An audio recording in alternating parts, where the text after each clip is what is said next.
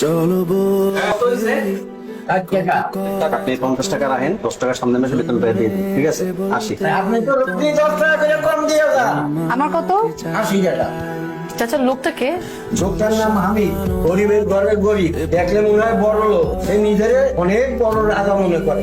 আমার অন্ধকার আর রোশনাই।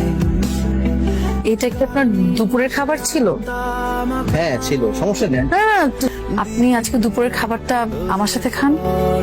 ঠিক আছে, খাওয়া যায়। আপনাকে একটু ভাত দিব? না, আপনার নাম্বারটা সরি পেতে পারি?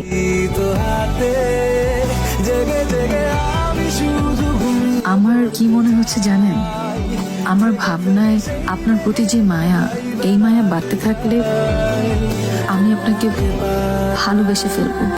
দেখুন, জেনে শুনে গোলাপ ফুল ছেড়ে কজন শাপলা ফুল হাতে তুলে নেয়।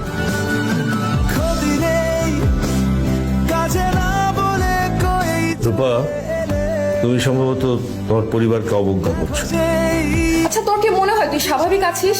রাত বেরাতে পথের ছেলেদের সাথে ঘোরাঘুরি, এগুলো কি রূপা? এই ছেলে আজ আছে, দুদিন পর থাকবে না। এসব পথের ছেলেকে না খুব ভালো করে চেনা আছে আমার।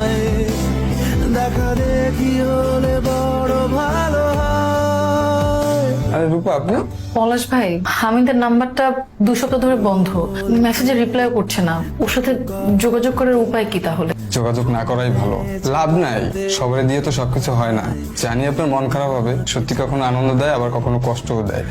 জলসানো রাতের আজ আমার বিয়েটা ফাইনালি করেই ফেলছি। নিজেকে গুরুত্ব দিয়ে তো ঠকেছি। নাই কার নিশে আলতা মাখানো। আপনি কোথায় চলে গিয়েছিলেন? কই ছিলেন আপনি? এমন কেন করলেন? আমার জীবনটা বড্ড অনিশ্চিত। কোথায় নিয়ে যাব, কই থাকবো, কি খাওয়াবো, আমার আছে কি? রাস্তায় থাকবো, আর ওই হোটেলের ভাত ভর্তা ভাজি খাবো আপনার সাথে। জেগে জেগে আমি শুধু ঘুমিয়ে পড়তে চাই, থেকে থেকে সেই